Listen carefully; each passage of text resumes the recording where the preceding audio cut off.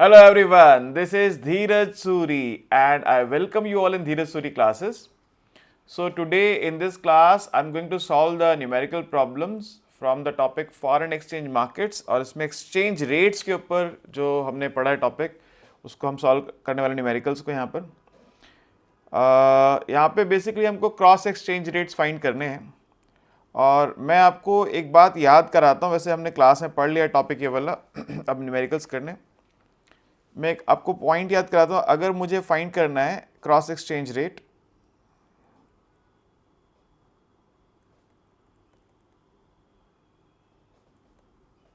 suppose there are three currencies, currency X, currency Y and currency Z, तीन currencies हैं suppose।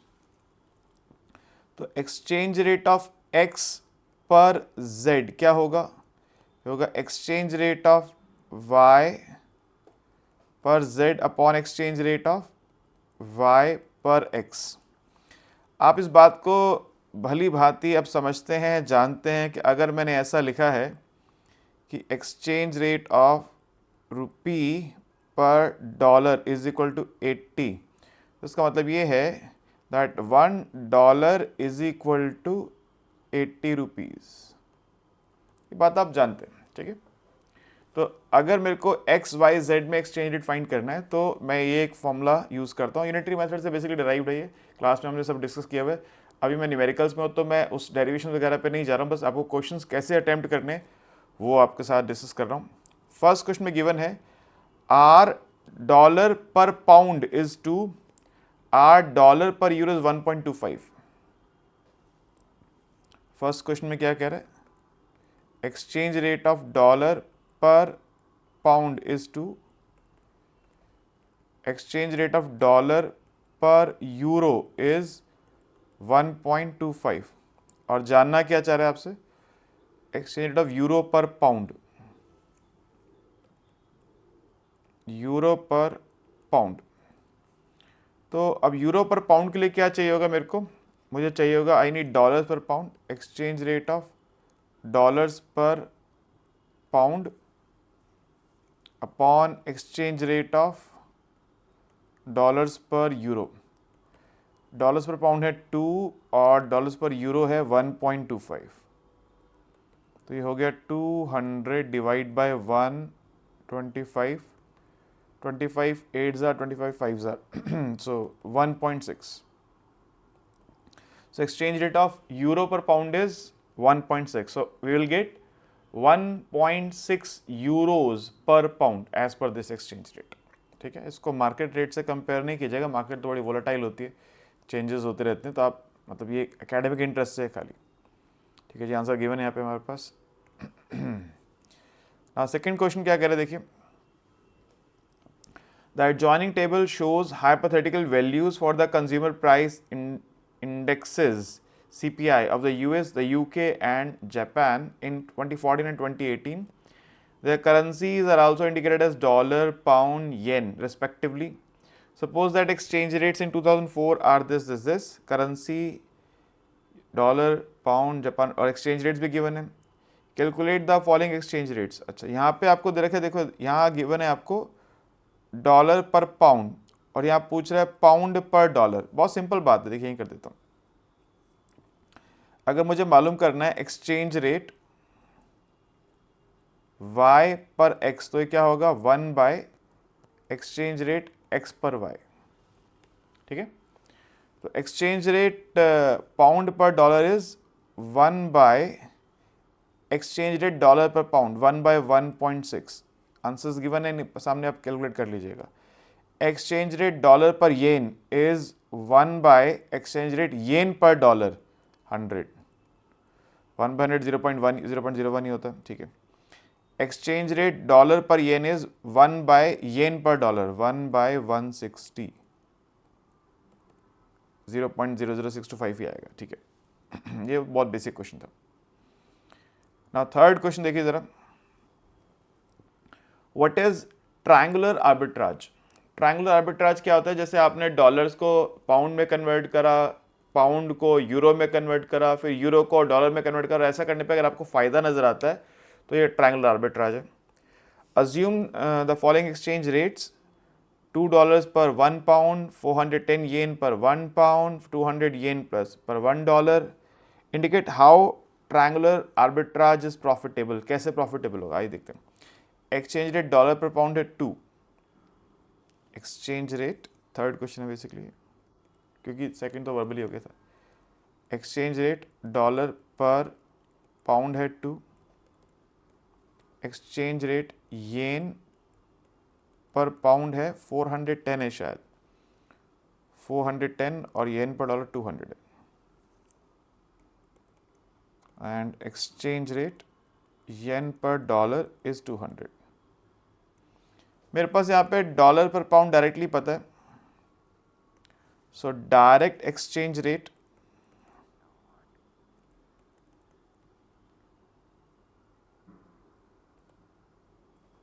between dollars and pound is R dollar per pound 2, यानी 1 pound के बदले $2 मिलता है directly. अब cross exchange rate क्या होगा?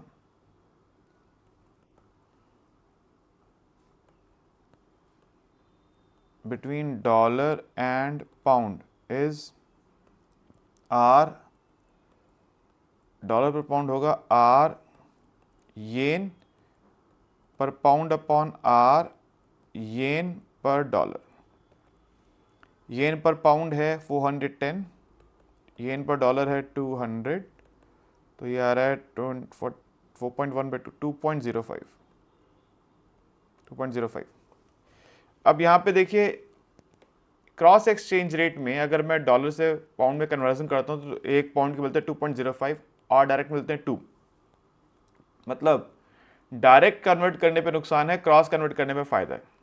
तो मैं क्रॉस कन्वर्ट करूंगा, तो मैं क्या करूंगा, पहले डॉलर को पाउंड में कन्वर्ट करूंगा, फिर पाउंड को येन में कन्वर्ट करूंगा और फिर येन को डॉलर में कन्वर्ट करूंगा। ऐसा करने पे मेरे पास जो पैसे होंगे बढ़ जाएंगे। सिंपल सी प्रोसेस यही है। Since direct exchange rate in direct exchange rate we are getting less dollar per pound in comparison to cross exchange rate, so cross exchange rate is beneficial। कैसे देखिए, for example let a person has $1,000, तो देखो dollar से pound कहाँ convert हो रहा है? New York में। तो पहले न्यूयॉर्क में वो डॉलर से पाउंड कन्वर्ट करेगा। सो in New York the person will लिखेंगे in New York the person will convert dollars to pounds, so he'll get $1,000 is equal to 1,000 by 2, 500 pounds। क्योंकि 1 पाउंड के बदले $2 मिलते हैं, तो $2 के बदले 1 पाउंड मिलेगा। ठीक है, या मैं काम और कर सकता हूँ। मेरे पास यहाँ पे exchange rate dollar per pound है, यानी एक्सचेंज रेट पाउंड पर डॉलर होगा 1 by exchange rate dollar per pound, यानी 1/2। तो $1,000 इज इक्वल टू, मैं कह सकता हूँ क्या, थोड़ा ज़्यादा फॉर्मल करना चाहते हैं तो $1,000 is equal to 1,000 into exchange rate pounds per dollar, 1,000 into 1/2 pounds, यानी 500 पाउंड्स। ठीक है, अब मुझे पाउंड्स को कन्वर्ट करना है किस में? येन में। पाउंड्स येन में कहाँ कन्वर्ट होंगे जी? लंदन में।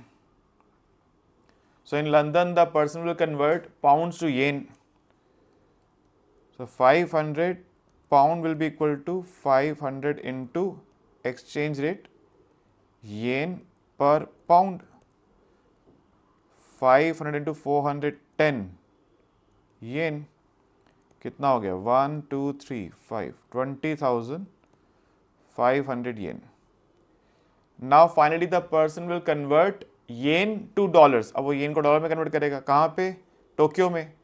The person will convert yen to dollars, so 20,500 yen is equal to 20,500 into exchange rate dollar per yen. Exchange rate dollar per येन क्या है जी? एक्सचेंज रेट डॉलर पर येन है 1 बाय एक्सचेंज रेट येन पर dollar 1/200, तो ये आएगा कितना 20,500 into 1/200। ओहो ये गलत कर दिया मैंने, 2500 नहीं है, 2,05,000 है, 2,05,000, एक जीरो एक्स्ट्रा, 2,05,000, तो 2,05,000 इंटू 1/200, 2 जीरो कैंसिल, अरे $1,025। कितने डॉलर से चला था वो $1,000 से स्टार्ट किया था और उसको $1,025 मिल गया एंड में इस कन्वर्जन से। So therefore the person has a gain of $1,025 minus $1,000 is equal to $25। तो इस आर्बिट्राज से उसने गेन कर लिया। अब बेसिकली होता क्या है, ये बहुत शॉर्ट पीरियड के लिए रहता है आर्बिट्राज अपॉर्चुनिटी। जब आप डॉलर से पाउंड्स खरीदेंगे तो क्या होगा, पाउंड्स अब महंगे होने स्टार्ट हो जाएंगे, ठीक है। तो अब ये जो रेट 2 है, ये 2 से कुछ बढ़ना स्टार्ट हो जाएगा, चेंज होना स्टार्ट हो जाएगा यहाँ पर ही। तो ये आपको नज़र आएगा इस तरह से, जब येन को पाउंड में कन्वर्ट करेंगे तो वो रेट चेंज होगा, और पाउंड को येन में करेंगे तो वो कन्वर्ट होगा, येन को डॉलर में करेंगे तो वो भी रेट चेंज होगा। जब तक ये होते रहेंगे, जब तक तीनों कन्वर्ज ना कर, यानी डायरेक्ट और क्रॉस सेम ना हो जाए, तब तक ये प्रोसेस चलती रहेगी। और ये कुछ फ्रैक्शन ऑफ सेकंड्स में हो जाता है मामला खत्म, क्योंकि अभी तो इलेक्ट्रॉनिक मीडियम में सब कुछ बहुत तेज़ी से होता है। जब तक आप कैलकुलेट करेंगे ना ऐसे बैठ के, तब तक तो हो जाएगा। इसलिए बहुत से सॉफ्टवेयर जो करते रहते हैं, जैसी अपॉर्चुनिटी आती है वो बाय सेल कर लेते हैं फटाफट से। एनीवेज हमारा काम तो खाली कैलकुलेशन करके दिखाना है, तुम करके दिखा रहे हैं। अब ऐसे 2 क्वेश्चन रिसेंट एग्जाम्स में आ रखे हैं इकोनॉमिक्स में, एक 4th question 5th question. 4th देखते हैं जरा। Suppose that a foreign exchange trader observes the following exchange rates: $1 is equal to $1 euro in New York, euro 1 is equal to pound 0.88 in Frankfurt, and pound 0.8 is equal to $1 in London. तो exchange rate है dollar per euro is equal to 1। 4th question है मेरे पास से। Exchange rate dollar per euro is 1। Exchange rate ये 1 euro के 0.8 pound आएंगे, तो पाउंड पर यूरो है ये भी। एक्सचेंज रेट पाउंड पर यूरो 0.88, और 1 डॉलर के 0.8 पाउंड आएंगे, तो एक्सचेंज रेट पाउंड पर डॉलर है 0.8। मेरे पास डायरेक्ट है, अब मैं क्रॉस निकालता हूं। Direct exchange rate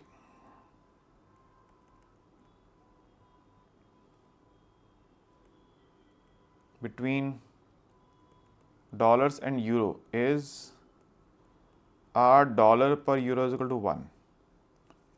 Cross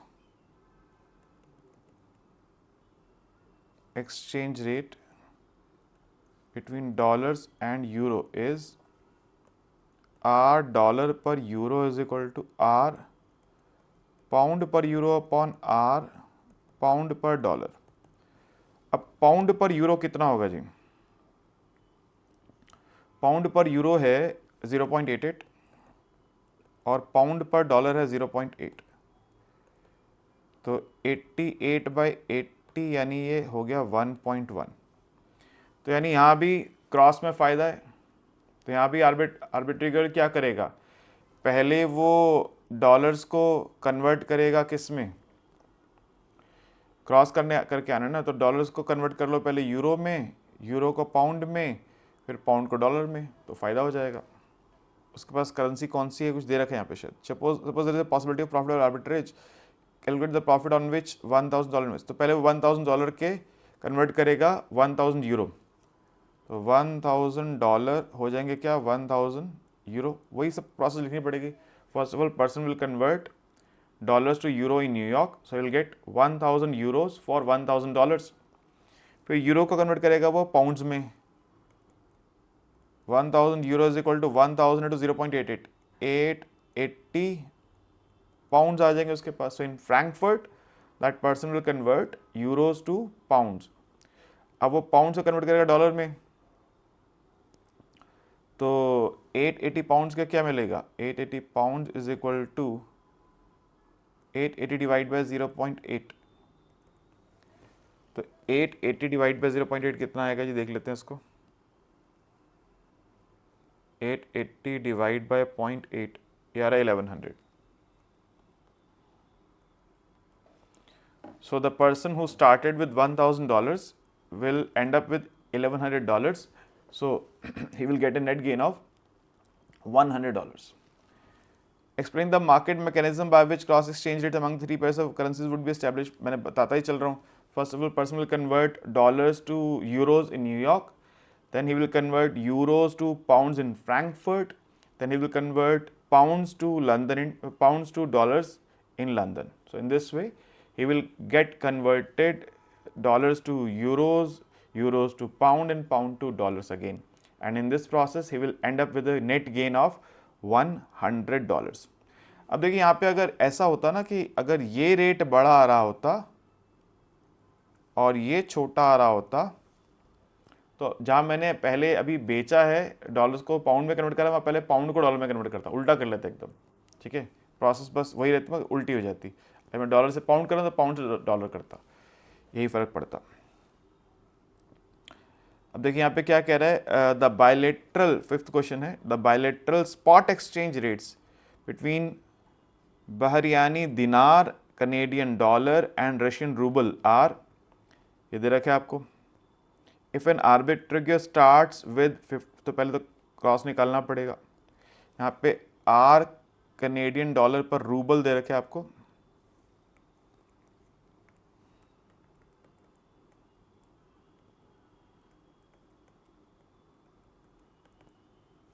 dollar per rouble कितना है 1.5, are BHD per Canadian dollar ये कितना है 5, और आर BHD पर रूबल ये कितना है, ये शायद 7 है, क्या है 7। तो किसी एक से स्टार्ट कर लेते हैं, क्योंकि रूबल्स की कहानी है।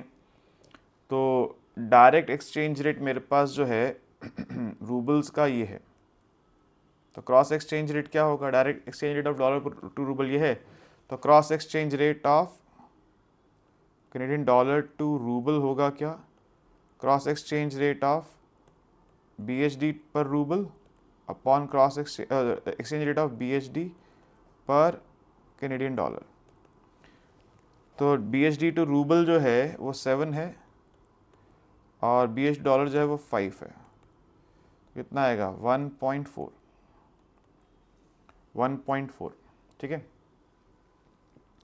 अब देखिए यहाँ पर, अब ये वही क्वेश्चन आ गया जो मैं बोल रहा था अभी आपको, अब वो बड़ा हो गया छोटा हो गया। तो अभी तक हम क्या करते हैं, डॉलर को रूबल में, डॉलर को पाउंड में कर रहे थे, अब उल्टा करेंगे, अब रूबल्स को करेंगे कन्वर्ट डॉलर्स में, उल्टा लेके चलेंगे, ठीक है। तो इसके पास क्वेश्चन भी ऐसे ही दिया होगा, देखो यहाँ पे इसने, हाँ 50 रूबल्स रखे, क्वेश्चन भी ऐसे ही देगा, नहीं तो आप खुद से फिर रूबल्स लेके चलना।